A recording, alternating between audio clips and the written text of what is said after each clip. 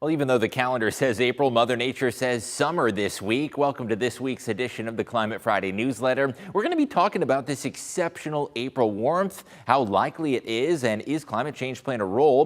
Going to answer those questions, and also let's look ahead to the rest of April, because inevitably we are going to return to some more typical springtime weather. So today's topic, April, the taste of summer that we've gotten this month. Let's break down the science and some of the warm temperatures that we've gotten this week, and also what you can expect going forward. This week brought us temperatures well into the 80s for a nice stretch of several days, and we officially logged our first 80-degree days of the year so far. Before this week, the last time we hit 80 was September 21st. Yes, it was all the way back at the end of fall when we had our last 80-degree day. A sign of the season to come that we've had several 80s this week. Now, one of the biggest reasons it's been so warm is due to a persistent high-pressure system overhead. That has brought us continued sunshine and exceptionally warm conditions, not just in the 419, but across a good chunk of the Great Lakes and Midwestern United States. We are going to stay very warm into the start of the weekend with this jet stream pattern.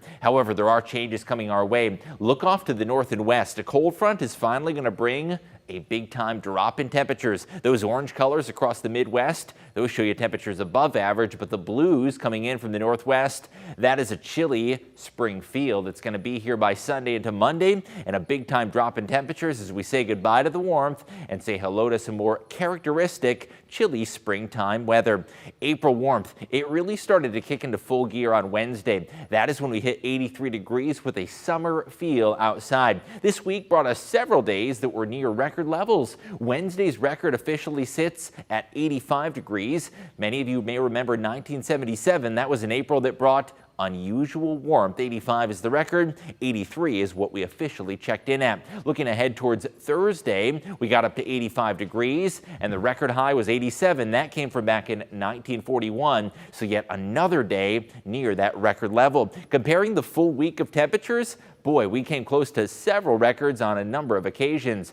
Tuesday, we officially topped out at 78. Of course, Wednesday and Thursday in the mid-80s. And our forecast for Friday is 83 degrees. And our prediction for Saturday is 80. We are going to come awfully close to the records, especially on Friday, where that one stands at 83 from 1941. There is the chance that we do tie that record. You can trust the WTOL 11 weather team for updates, but all things told, an exceptionally warm week of weather with temperatures largely feeling like summer. Now, even though the jet stream and the high pressure do play a role in our day-to-day weather fluctuations, climate change is also making records, and our record high temperatures in particular more likely. Looking at this graph here, back in the late 1800s, record highs and record cold temperatures, they were about 50-50 split. The late 1800s is when we started collecting weather data and when we started recording temperatures here in Toledo. Now, you'll notice by the 20th century, there was a bit more of a skew towards high temperature records, and by the 21st century, we are seeing much more commonplace high temperature records,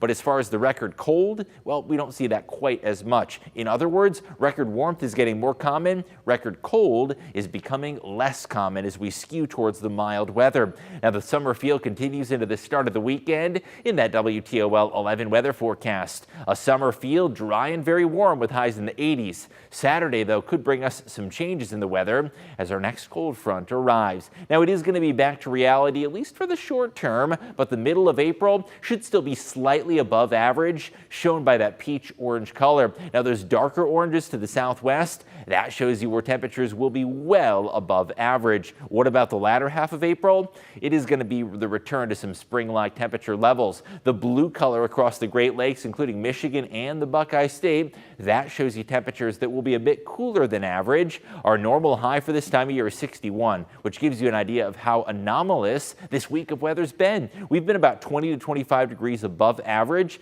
and this blue color shows you temperatures that are going to return to slightly lower than normal levels. Now, with the summer-like warmth has come an aggravation of allergy season. Tree pollen has been exceptionally high this week, and we've seen pollen counts through the roof. If you do have sensitivities to the tree pollen, that is still expected to be high, nearly off the charts for the remainder of the week. Ragweed and mold, those are not really pollen players yet in the game, as we're seeing mostly tree pollen. That is an issue this time of year. Now, with the summer-like warmth, it is hard to even fathom a frost or a freeze, but April and May can bring us a wild card of weather, and we often talk about this time of year being the start of the growing season.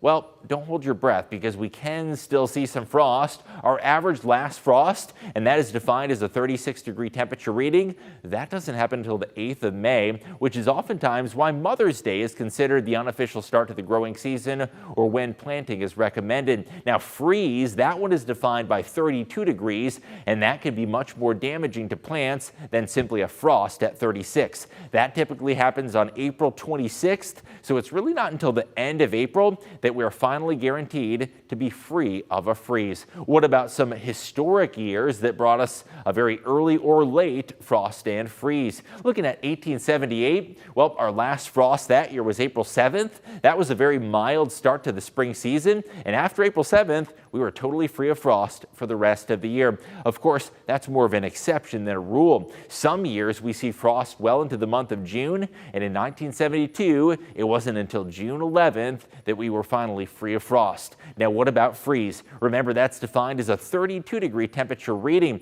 The soonest we have been freeze-free, that was in 1910. On March 18th, we saw our final freeze of the season. Boy, wouldn't that be nice? No 32-degree temperatures after March 18th. Now, sometimes even the month of June. You'll remember from our frost graphic 1972, and that very same day, June 11th, yes, a 32-degree temperature was reported in mid-June. That goes to show that April, May, and June can often be a bit of a wild card this time of year. And as far as the planting season and the growing season go, we are not guaranteed to be frost and freeze free just yet. Now, even though the weather pattern is going to turn colder, it is inevitable that we will warm up more consistently. However, hope you've enjoyed this taste of summer this week. The WTOL 11 weather team will keep you updated whatever Mother Nature has in store, but it does look to be the return to some more spring-like temperature readings towards next week. I'll see you next Friday for the latest edition of the Climate Friday newsletter.